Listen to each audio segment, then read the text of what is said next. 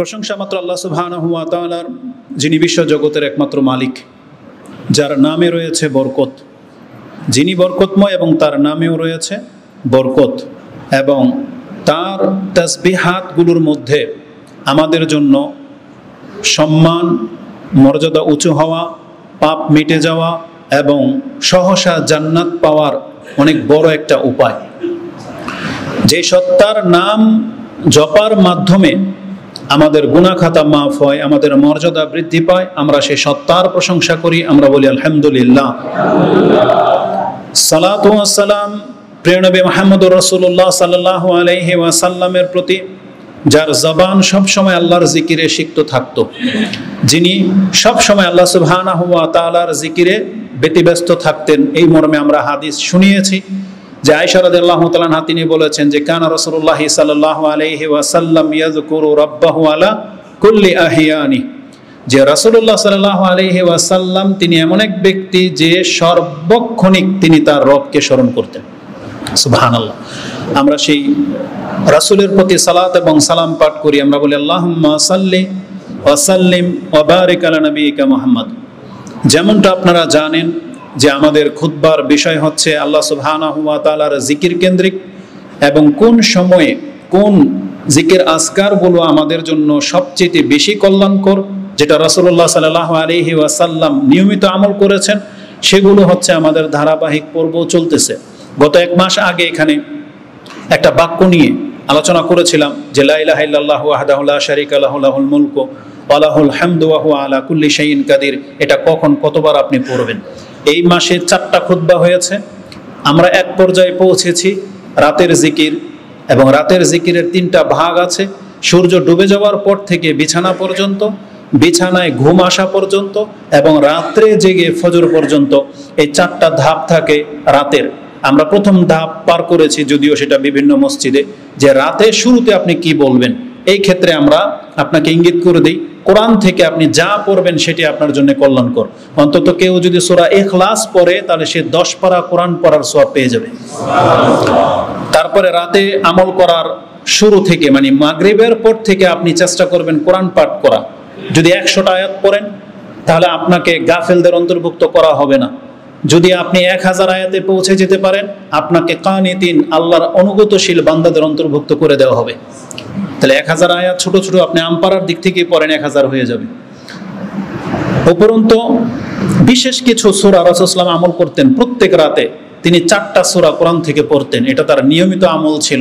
বনি ইসরাইল, সাজদা, জুমার, সূরা মুলক, এই 4টা সূরা তিনি ঘুমানোর আগেই, বিছানায় যাওয়ার আগেই পাঠ করে ফেলতেন। এটা রাতের আমল। এই চ্যাপ্টার আমরা পার করে এসেছি। এবং রাতের আমলের মধ্যে রয়েছে সূরা বাকারার শেষ 2টা আয়াত, যে রাসূল বলেছেন যেই ব্যক্তি রাতে, মানে রাতের কোন অংশে যখন সে পড়বে, মানে মাগরিবের পর থেকে, সূরা বাকারার শেষ 2টা আয়াত ফাকা ফাতাহ, এটা তার রাত্রের জন্য যথেষ্ট হয়ে যাবে। হয়তো নেকির ক্ষেত্রে, নিরাপত্তার ক্ষেত্রে, বদনজর, জাদুটোনা, কুফরি থেকে বাঁচার জন্য, এবং শয়তানের কুমন্ত্রণা থেকে, এই সমস্ত দিক থেকে সূরা বাকারার শেষ 2টা আয়াত আপনাকে যথেষ্ট করে দেবে। এই জন্য এটাকে রাতে আমলে নিয়ে আসতে হবে। এবার আসুন, আপনি বিছানায় যখন যাবেন তখন কি পড়বেন। এই মর্মে আমাদের 2টা বক্তব্য হয়েছে, আর 2টা বক্তব্যে আমরা 7টা দোয়া উল্লেখ করেছি। ইনশাআল্লাহ আমরা প্রত্যেকটা দোয়া একবারে কাউন্ট করে আপনার কাছে পেশ করব। এই 7টা দোয়ার মধ্যে কি ছিল? তাতে কোরআন থেকে 3টা আমল ছিল।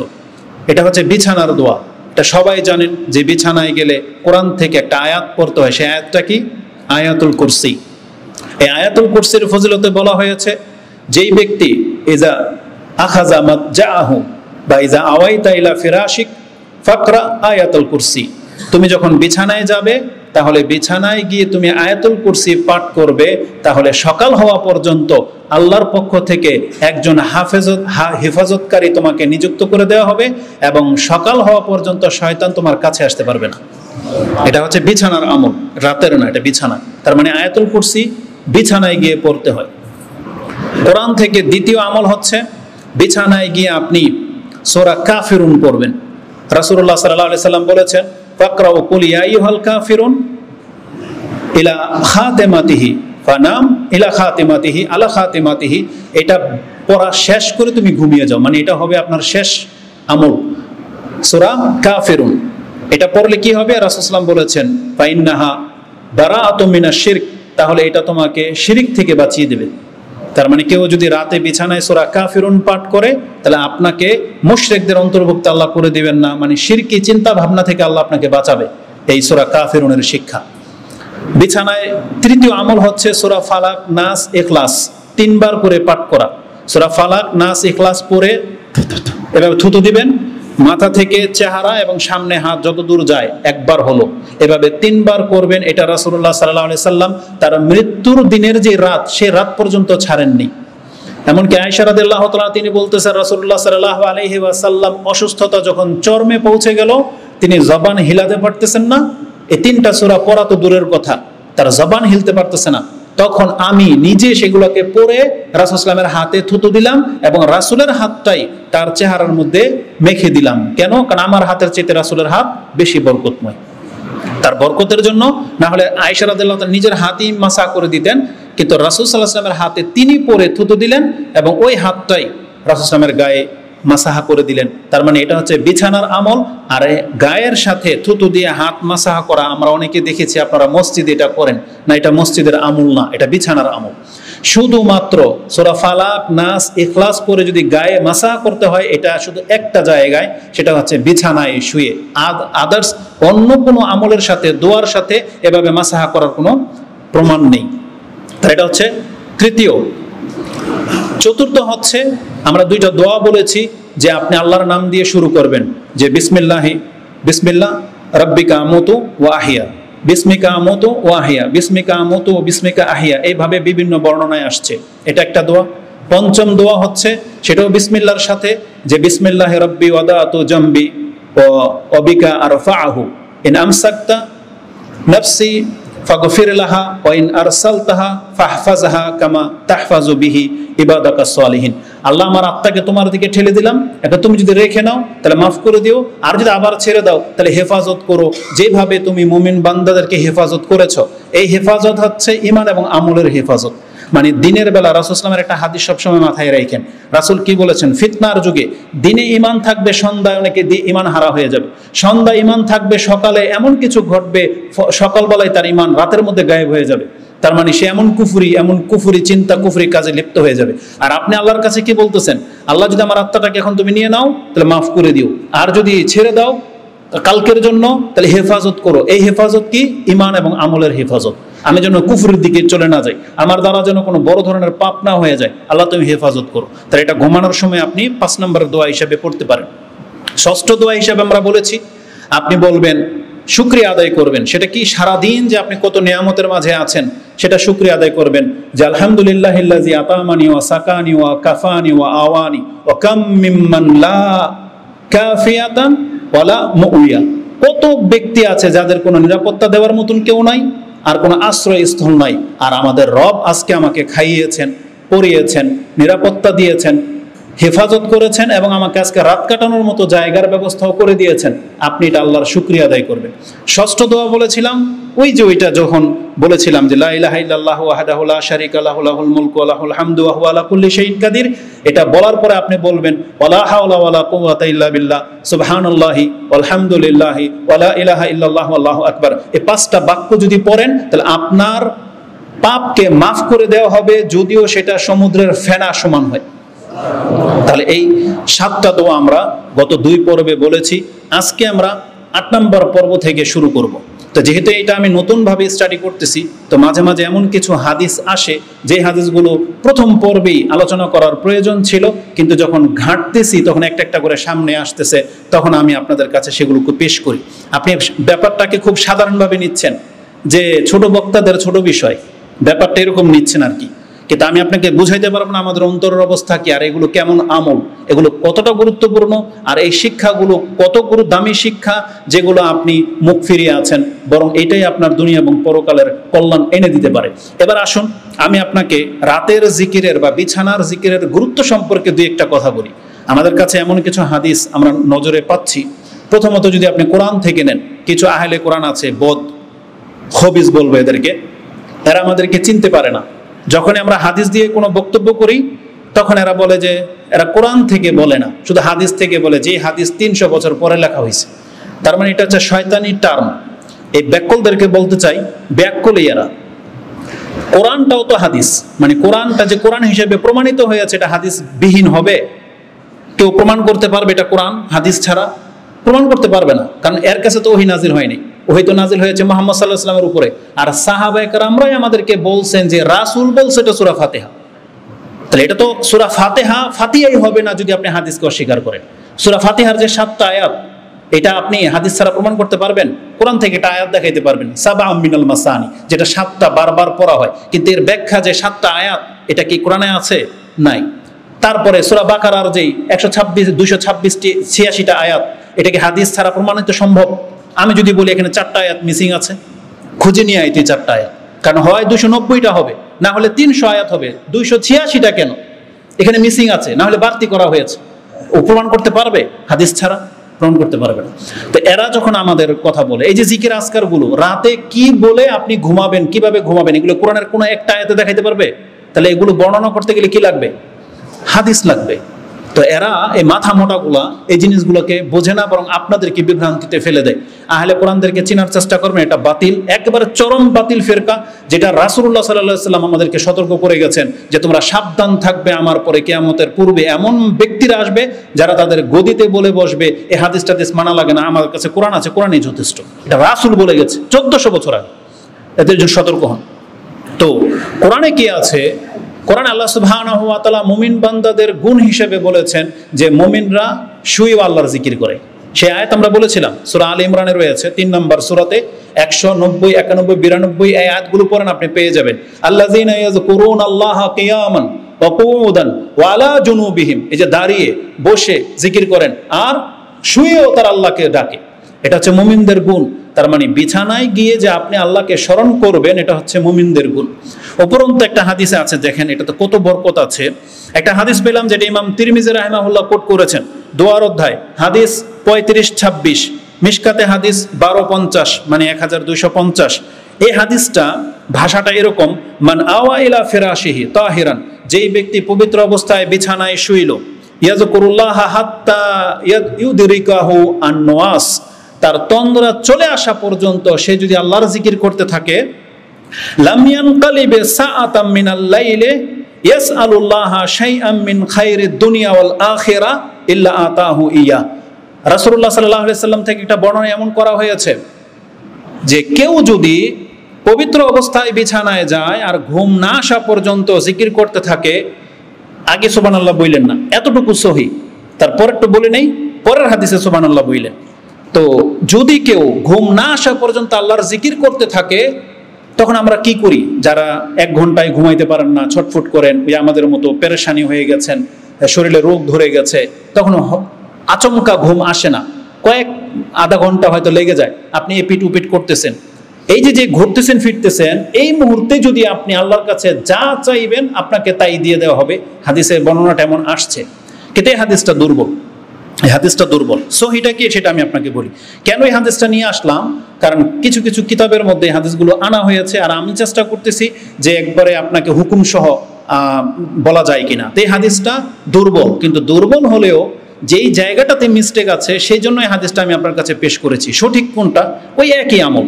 সঠিক হলো মা মিন মুসলিমিন ইয়াবিতু আলা যিকরিল্লাহি তাহিরান, একই কথা। কোন মুসলিম যদি পবিত্র অবস্থায় রাত কাটায় আল্লাহর জিকির করতে করতে, এতটুকু ওই হাদিসের সাথে মিল আছে। ফায়াতা আররা মিনাল লাইলে, তারপরে যখন সে ঘুমিয়ে যাবে জিকির করতে করতে, রাতে যখন সে উঠবে, ফায়াসআলুল্লাহা খায়রাম মিন আমরিদ দুনিয়া ওয়াল আখিরা ইল্লা আতাহু ইয়া। ওই কথাটা এখানে আছে, কিন্তু পার্থক্য হলো 2 জায়গায়। পার্থক্য হলো আপনি পবিত্রতা অবস্থায় জিকির করতে করতে ঘুমিয়ে যাবেন, আর ঘুম ভেঙে যখন শেষ রাত্রে আপনি উঠবেন ফজরের আগে, ওই মুহূর্তে যদি আপনি আল্লাহর কাছে দুনিয়া অথবা পরকালের যে কোনো কল্যাণ চান, আল্লাহ আপনাকে তা দিয়ে দিবেন। তাহলে এটা হলো বিছানায় জিকির করে ঘুমানোর ফায়দা। এটা পাবেন কখন? শেষ রাতে উঠে। যদিও যে সাহাবী থেকে তাবি বর্ণনা করেছেন, তিনি বলতেছেন, আমার আফসোস যে হাদিস জানার পরেও আমি বহুবার চেষ্টা করেছি কিন্তু হয়ে ওঠে না। মানে আমরা এত বেশি গাফেল যে আমরা এত বেশি ব্যস্ত থাকি দিনে যে রাতে যে আমরা আল্লাহর জিকির করবো সেই তৌফিকও হয় না, আর শেষ রাত্রে তো ওঠার আমাদের তৌফিকই ক্ষমতাই হারিয়ে ফেলেছি। অনেকে তো আমরা ফজরে মিস করি। আমাদের এমন পরিস্থিতি হয়ে গেছে, আমরা আল্লাহর কাছে আশ্রয় চাচ্ছি, আল্লাহ আমাদের এই খারাপি থেকে তুমি আমাদেরকে উদ্ধার করে দাও। তো ফায়দাটা কখন হবে? আপনার শেষ রাত্রে। আর এটা সহিহ এবং মুসলিমের হাদিসের সাথে মিল আছে, কারণ ইমাম মুসলিম, ইমাম বুখারী কোট করেছেন যে শেষ রাতের এমন একটা অংশ আছে যখন কেউ আল্লাহর কাছে যা চায় আল্লাহ তার দোয়া কবুল করে নেয়, যদি কল্যাণকর কিছু হয়। তাহলে এই হাদিসটা সহিহ। এটা মুসনাদে আহমদে 22,048, আবু দাউদে 50,42, ইবনে মাজাতে 3881, 3881 এবং মিশকাতে আপনি 12-15-তে পেয়ে যাবেন। তো এই হাদিসটা কি? যে আপনি জিকির করতে করতে যদি ঘুমান, তাহলে যখন রাত্রে আপনার ঘুম ভাঙবে আর তখন আপনার মর্যাদা এমন, এখন আপনি আল্লাহর কাছে যদি কল্যাণকর কিছু চান আল্লাহ আপনাকে সেটা দিয়ে দিবে। তাহলে এটা রাতের বিছানায় জিকিরের সাথে অন্তর্ভুক্ত। এর বিপরীত নিয়ে নেন। আপনি বললেন যে ঠিক আছে, তাহলে আমার নেকির দরকার নাই, কিন্তু এর বিপরীতটা কি জানেন? এই হাদিস আমরা গত পর্বে আলোচনা করেছিলাম যে রাসূলুল্লাহ সাল্লাল্লাহু আলাইহি ওয়াসাল্লাম থেকে ইমাম আবু দাউদ এই হাদিসটা কোট করেছেন, যেটা আপনি 50-59-এ পেয়ে যাবেন, এবং ইবনে মাজাতে 853, সিলসিলাতুল আহাদিস সাহিহার মধ্যে 78, মিশকাতে আপনি 2272-এ পেয়ে যাবেন। মানিত্তাজা মাতজান, যেই ব্যক্তি বিছানায় গেল শোয়ার জন্য, লাম ইয়াযকুরিল্লাহ ফি, সেখানে আল্লাহর জিকির করলো না, ইল্লা কানা আলাইহি তিরাতান ইয়াউমাল কিয়ামা, তাহলে এই ঘুম কিয়ামতের মাঠে তাকে লাঞ্ছনার কারণ হবে। মানে যেই ঘুমে আপনি আল্লাহকে স্মরণ করেন নাই, বিচারের মাঠে আপনাকে লাঞ্ছনা করা হবে এবং আপনি আক্ষেপ করবেন সেদিন আমি কেন আল্লাহর জিকির করলাম না, এটা আপনার আক্ষেপ হবে। আর আক্ষেপ কি জিনিস? এটা মানুষ দামি কিছু হারিয়ে গেলে বোঝেন, কিন্তু এই দুনিয়াতে আপনি সেটা টের পাচ্ছেন না, কিন্তু কিয়ামতের মাঠে হারে হারে টের পাবে প্রত্যেক ব্যক্তি যারা কোনো বৈঠকে বসেছে আল্লাহকে জপে নাই, কোনো শুয়েছে আল্লাহকে ডাকে নাই, কোনো জায়গায় মিটিং মিছিল হয়েছে সে আল্লাহকে স্মরণ করে নাই, তারা প্রত্যেকটা বৈঠকের কারণে সেদিন আক্ষেপ করবে যে আমি সেখানে আল্লাহর নাম কেন নিলাম না। এই হাদিস আবু দাউদ এবং তিরমিজি কোট করেছেন। তাহলে এই বিষয়গুলো অত্যন্ত গুরুত্বপূর্ণ। এগুলো বলতে বলতে এমন একটা হাদিস সামনে এসেছে গত 2 দিন আগে, সেটা না বললেই না। সেটা কি? আজকের আমলের সাথে সেটা সম্পর্কিত যুক্ত। যেমন সুবহানাল্লাহ, আলহামদুলিল্লাহ, আল্লাহু আকবার, লা ইলাহা ইল্লাল্লাহ, এই যে ছোট ছোট বাক্যগুলো যেগুলো আমাদেরকে দেওয়া হয়েছে আর আমরা এর গুরুত্ব বুঝি না, মুখ দিয়ে এত সহজ বলা, এত নেকি, এর এত ওজনে বাটখারা এটা নেকির, কিন্তু আমরা এগুলোকে এত হেয় করে নিয়েছি যেটা আমি বুঝাইতে পারবো না। রাসূলুল্লাহ সাল্লাল্লাহু আলাইহি ওয়াসাল্লাম থেকে হাদিসটি কয়েকটা কিতাবে এসেছে। ইবনে মাজাতে 926, আহমদে 6910, নাসাইতে 1348, মিশকাতে 2406, তিরমিজিতে হাদিসটি 3410 এবং আবু দাউদে হাদিসটি 5056, 5065, এই হাদিসগুলোর মধ্যে এই হাদিসটা রয়েছে। সেটা কি? রাসূলুল্লাহ সাল্লাল্লাহু আলাইহি ওয়াসাল্লাম থেকে আব্দুল ইবনে আমর ইবনে আস তিনি বলেন, কালা রাসূলুল্লাহ সাল্লাল্লাহু আলাইহি ওয়াসাল্লাম খাসলাতানি, দুইটা অভ্যাস, রীতিনীতি বা আদব, লা ইউহসিহিমা রাজুলুন মুসলিমুন ইল্লা দাখালাল জান্নাহ, দুইটা অভ্যাস এমন যদি কোনো মুসলিম ব্যক্তি অভ্যাস করে নেয় তাহলে এই দুইটা অভ্যাস তাকে সরাসরি জান্নাতের ঘোষণা দিচ্ছে। রাসূল বলেছেন, ওহুমা ইয়াসিরুন, ভয় পেয়েন না, এটা অত্যন্ত সহজ। তার মানে আমলটা সহজ এবং ফায়দা অনেক বেশি। ফায়দা কি? ইল্লা দাখালাল জান্নাহ, সে জান্নাতে যাবেই যাবে, এটা সব মর্যাদা।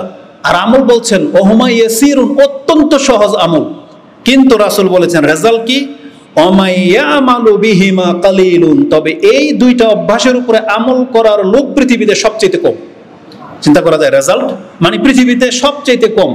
সাহাবায়ে কেরাম আশ্চর্য হয়ে গেছেন যে সহজ আমল অথচ আমল করার লোক কম হবে, কি সেটা? তখন রাসূলুল্লাহ সাল্লাল্লাহু আলাইহি সাল্লাম বলেছেন সেই অভ্যাস দুইটা হলো সুবহানাল্লাহি ফি দুবুরি কুল্লি সালাতিন সাব্বিহুল্লাহ ফি দুবুরি কুল্লি সালাতিন আশরান ইউকাব্বিরু আশরান ওয়া ইয়াহমিদু আশরান। তার একটা অভ্যাস হলো প্রত্যেক নামাজের পরে কেউ যদি অন্তত সুবহানাল্লাহ 10 বার, আলহামদুলিল্লাহ 10 বার, আল্লাহু আকবার 10 বার পরে, কয়বার হইল? 3টা মিলে 30। এটা একটা আমল যে আপনি সালাম ফিরানোর পরে অনেক ব্যস্ততা আছে, অন্তত 10 বার কি কারো তৌফিক হয় না যে আপনি সালাম ফিরানোর পর উঠে চলে যাচ্ছেন, অথচ মাত্র 10 বার যদি পড়েন 3টা তাসবিহ। রাসূলুল্লাহ সাল্লাল্লাহু আলাইহি সাল্লাম তিনি তার আঙ্গুল দিয়ে, সাহাবায়ে কেরাম বলতেছেন আমরা দেখতে পাচ্ছি যে রাসূল আঙ্গুল দিয়ে কিছু একটা বুঝাতে চাচ্ছেন, তখন তিনি কি করলেন? ইয়াকিদুহা বিয়াদিহি, রাসূল সাল্লাল্লাহু আলাইহি ওয়াসাল্লাম তার আঙ্গুল দিয়ে কি জন্য গণতেছেন এবং বললেন ফাযালিকা খামসুনা ওয়া মিয়াতুন বিল লিসান। তার মানে 5 ওয়াক্ত যদি আপনি 10 বার করে পড়েন তাহলে একবারে 30 আর 5 বারে 150, তাই না? তার মানে সারা দিনে 5 ওয়াক্ত নামাজে আপনার 150 বার তাসবিহ জপলেন, 50 বার সুবহানাল্লাহ, 50 বার আলহামদুলিল্লাহ আর 50 বার আল্লাহু আকবার হলো। এটা হচ্ছে জবানে 150 বার। কিন্তু রাসূল সাল্লাল্লাহু আলাইহি ওয়াসাল্লাম বলেছেন তুমি গিয়ে কিয়ামতের মাঠে দেখতে পাবে যে তোমার মিজানের পাল্লায় রাখা হয়েছে 1500 বার। তার মানে 10 গুণ প্লাস করে আল্লাহ দেবে। মানে আপনি একবার সুবহানাল্লাহ বলেছেন, মিজানের পাল্লায় কয়বার রাখা হবে? 10 বার। তার মানে আপনি 5 ওয়াক্ত নামাজের পরে 10 বার করেও যদি পড়েন, 150 বারের জায়গায় মিজানের পাল্লায় 1500 বার লিখে দেওয়া হবে, যেটা 1500 বার বলেছে এই বান্দা এই দিন।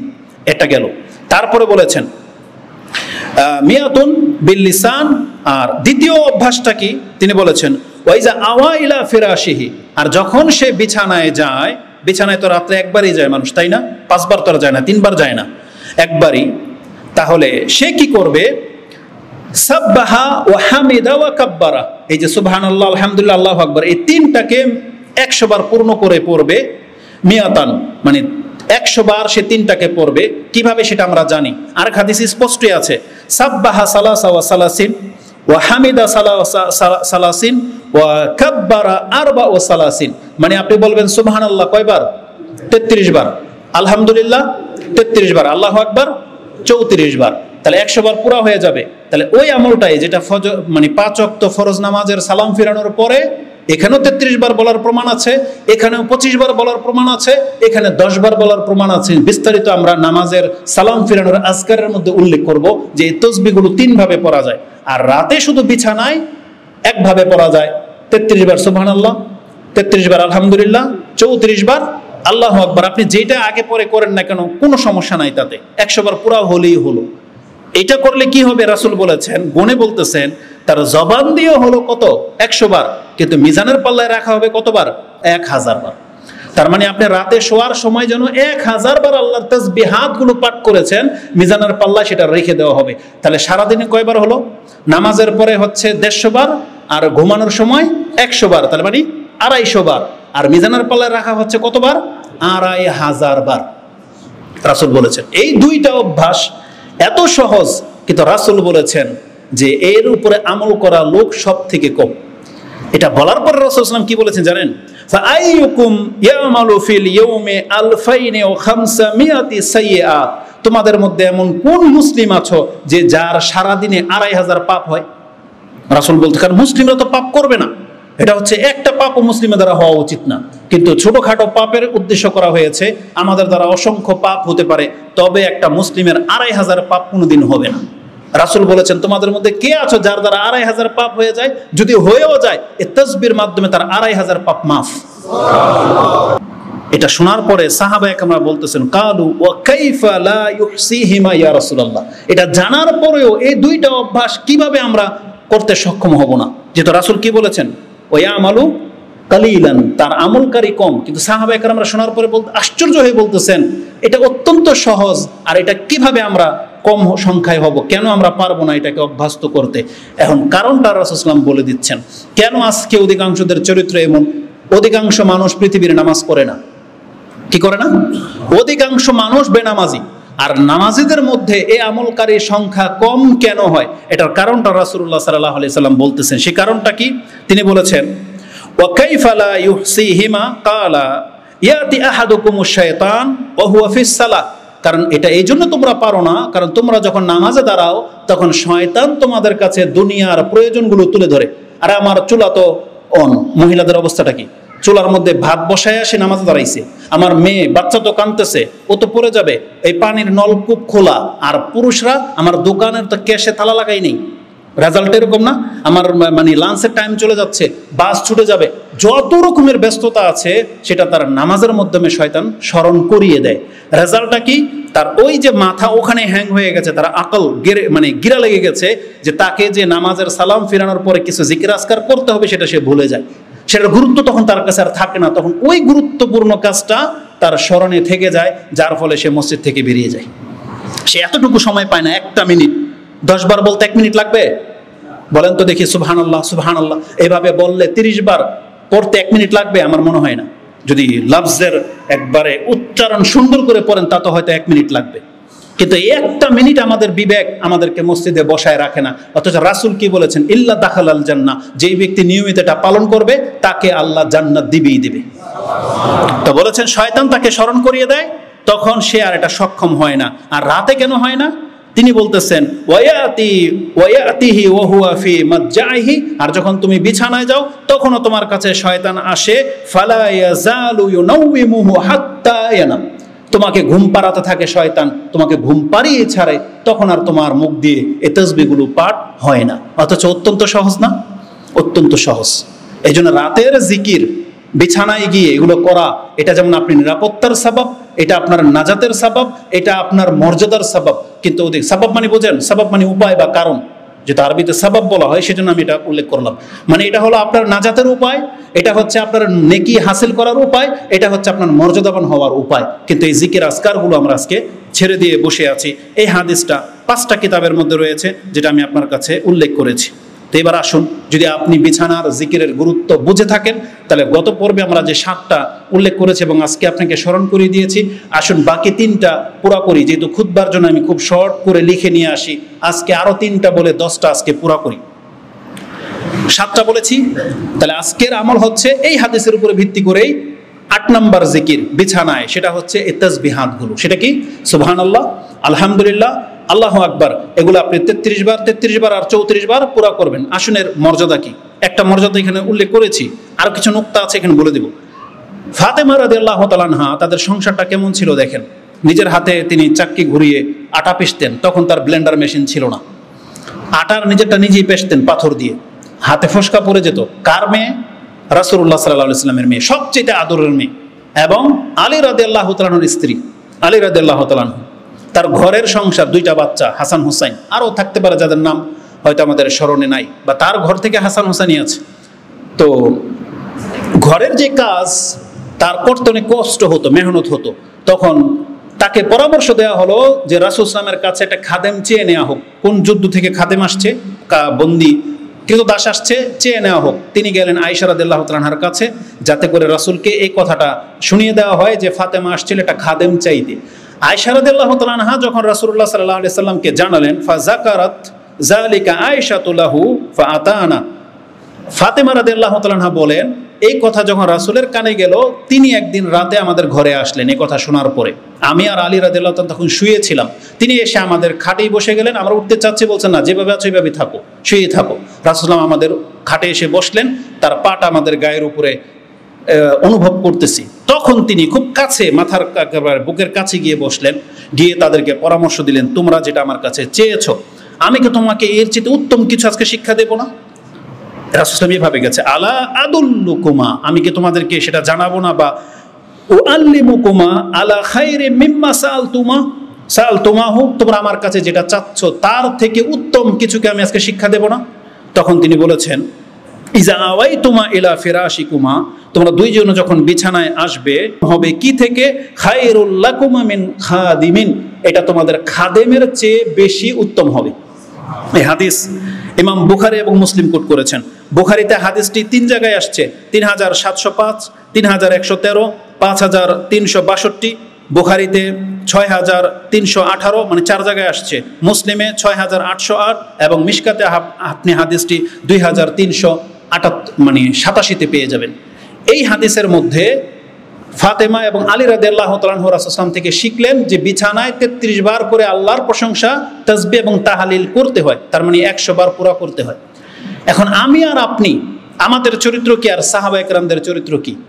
এই কথা শোনার পরে আমি আর আপনি, যেহেতু মেয়ের জামাই, তো আলী রাদিয়াল্লাহু মেয়ের জামাই না, শ্বশুর যদি যৌতুকের চাইতে একটা খাট চাইছেন, একটা এসি চাইছেন, বা একটা মোটরসাইকেল চাইছেন, শ্বশুর যদি আপনাকে সুবহানাল্লাহ আলহামদুলিল্লাহ আল্লাহু আকবার শিখিয়ে দেয়, আপনি উপদেশ তো নিবেনই না, বরং কত ছোট লোক, কত কি আপনি মন্তব্য করবেন। কিন্তু আলী রাদিয়াল্লাহু তাআলা সুবহানাল্লাহ, শুধু এটা শুধু শ্বশুর শিখায় নাই, যেহেতু তিনি রাসূল, আর রাসূলকে তারা কিভাবে আল্লাহর রাসূল হিসেবে গ্রহণ করেছেন তার একটা ইঙ্গিত এখানে পাবেন। আমি আর আপনি হয়তো এই সব কথাগুলোকে সাধারণভাবে নেই, সাহাবায়ে কেরামরা সেগুলো সাধারণভাবে নেয়নি। আলী রাদিয়াল্লাহু তাআলা তিনি বলেন, যেই দিন থেকে আমি এই কথাটা রাসূল সাল্লাল্লাহু আলাইহি ওয়াসাল্লামের কাছ থেকে শুনেছি, বলেছেন ওয়াজাদা ফি রিওয়ায়াতিন ফি হাদিসিন ক্বালা আলিউন, আলী বলতেছেন মা তারাকতুহু মুনযু সামিয়াতুহু মিন রাসূলিল্লাহি সাল্লাল্লাহু আলাইহি সাল্লাম, যেই দিন থেকে আমি এই আমলের কথা রাসূল সাল্লাল্লাহু কাছ থেকে শুনেছি আজ পর্যন্ত কোনো এক রাত্রের জন্য আমি ছেড়ে দেইনি। আলী রাদিয়াল্লাহু যখন এইভাবে মন্তব্য করলেন তখন তাকে বলা হলো কিলা লাহু ওয়ালা লাইলাতাস সিফফিন, সিফফিনের যুদ্ধের ঘটনা তো আপনি জানেন, রক্ত হয়ে এক যুদ্ধ হয়েছিল। আলী এবং মুআবিয়া রাদিয়াল্লাহু তাআলা দুইটা গ্রুপে, মুসলিমদের মধ্যে সবচেয়ে হতাহতের ঘটনা ঘটেছিল এই সিফফিনের যুদ্ধে। একদিকে আলী রাদিয়াল্লাহু তাআলা, একদিকে মুআবিয়া রাদিয়াল্লাহু তাআলা টিম। বা সিফফিনের যুদ্ধ সম্পর্কে আপনারা জানেন।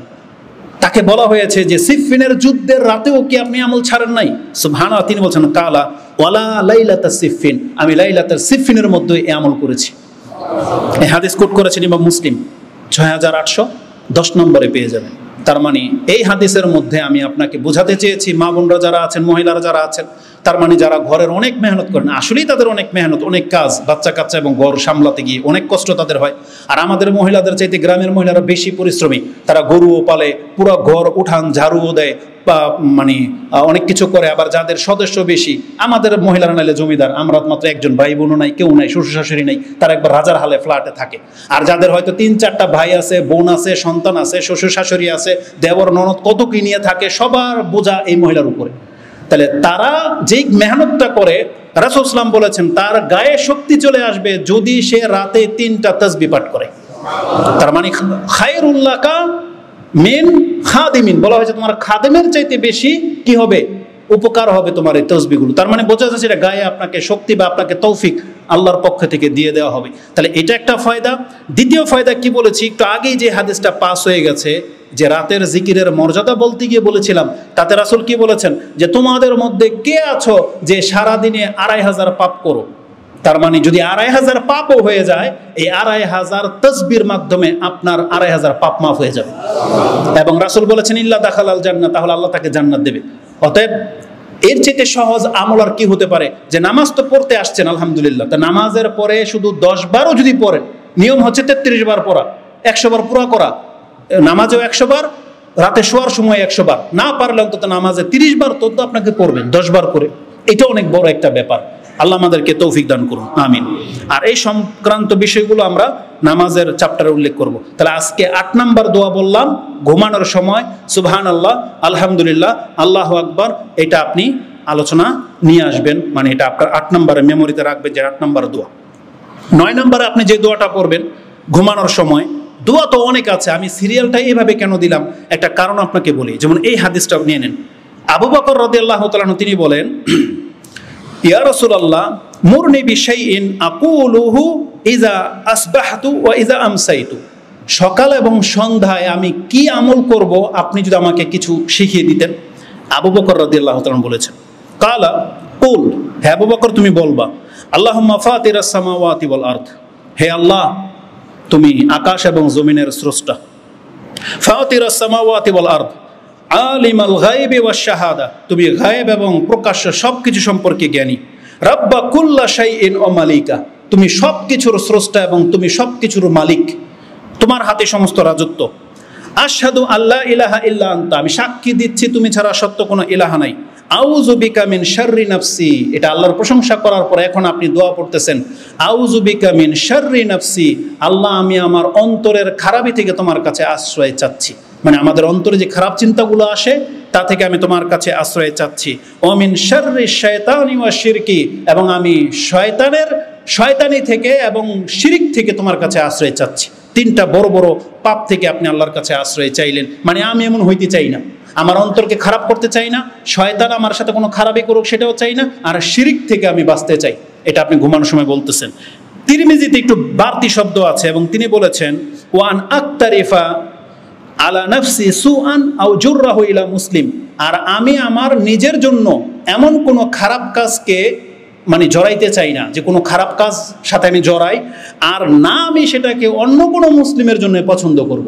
তার মানে এই খারাপিটা আমিও জড়াইতে চাই না, এই খারাপিটা কোনো মুসলিমের দিকেও আমি ঠেলে দিতে চাচ্ছি না যে ও এই খারাপ কাজ করুক। এটা হাদিসের বর্ণনাটা বলে নেই, তিরমিজিতে 3529, 3392, আবু দাউদে হাদিসটি 5067 এবং সুনান দারমিতে 2731 এবং মিশকাতে আপনি হাদিসটি 2390-তে পেয়ে যাবেন। এটা হচ্ছে 9 নম্বর দোয়া আজকের আলোচনার। তাতে কি আছে যে আপনি নিজের খারাপি থেকে এবং শয়তান এবং শিরক থেকে আল্লাহর কাছে আশ্রয় চাইলেন।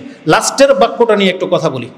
আপনি চাচ্ছেন ওয়ালা নাফসি সুআন আও আজুররাহু ইলা মুসলিম, আমি আমার নিজের জন্য কোনো খারাপটাকে পছন্দ করতেছি না, আর ওই খারাপটা আমি আমার কোনো ভাইয়ের দিকে ঠেলে দিতে চাচ্ছি না।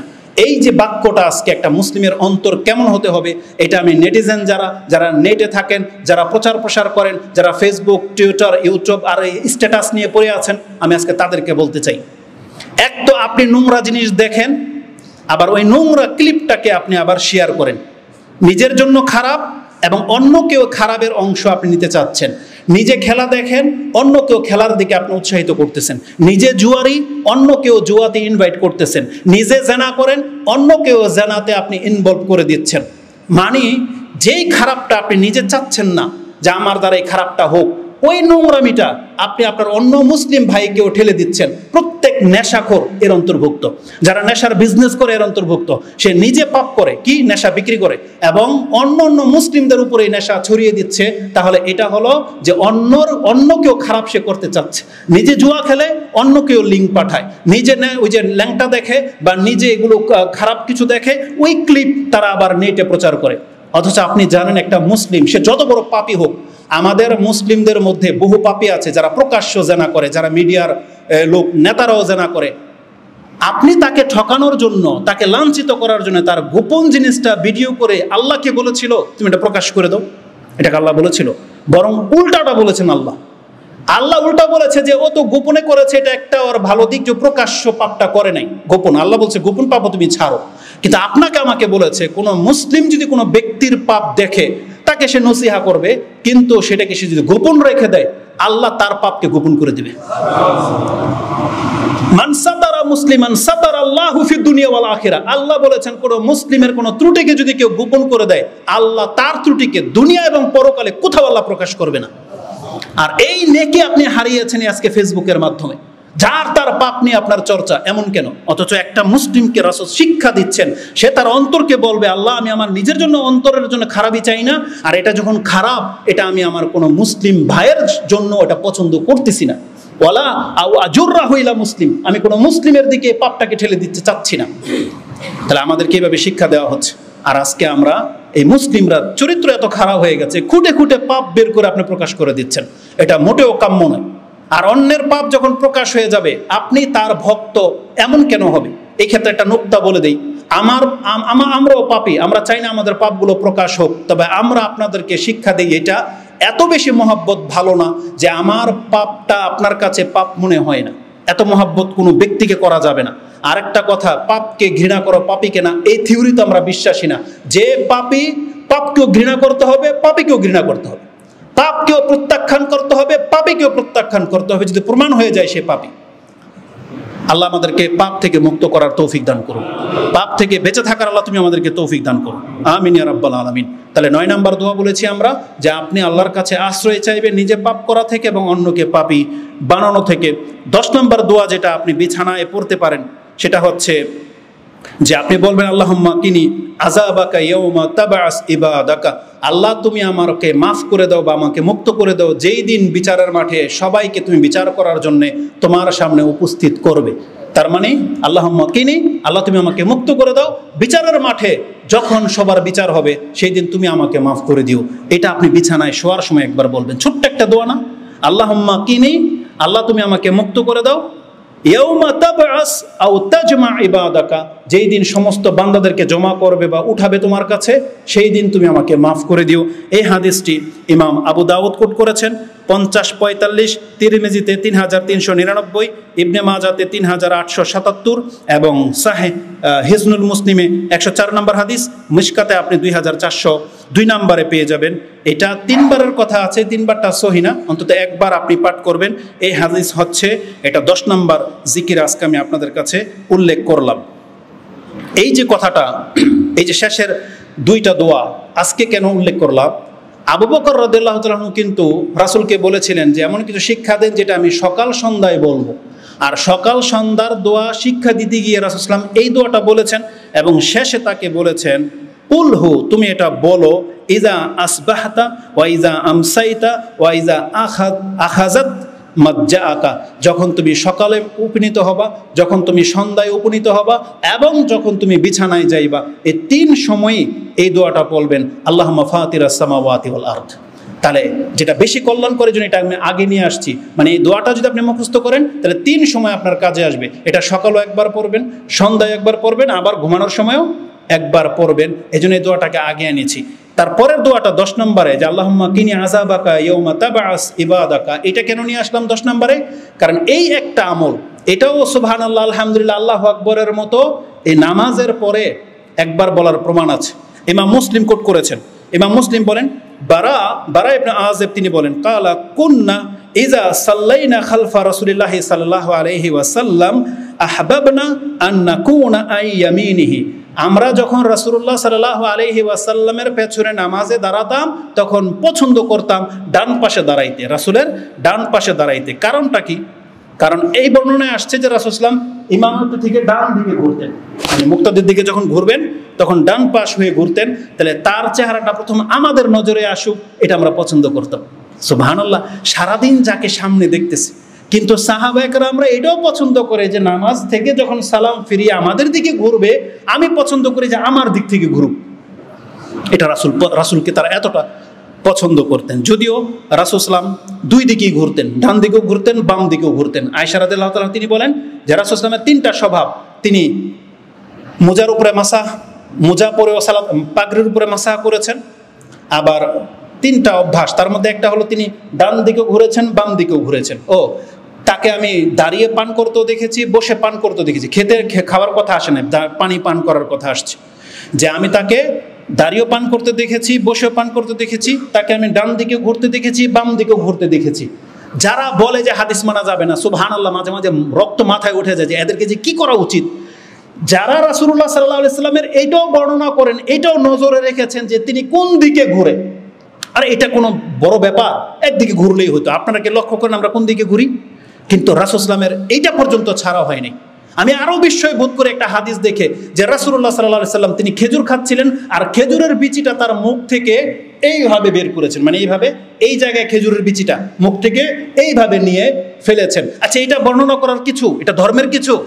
সুবহানাল্লাহ, সাহাবায়ে কেরামরা এইটা পর্যন্ত কোট করেছেন যে রাসূল সাল্লাল্লাহু আলাইহি ওয়াসাল্লাম খেজুরের বিচিটা এইভাবে ধরেছেন, সেটা পর্যন্ত তারা আমাদের পর্যন্ত বর্ণনা করে দিয়েছেন।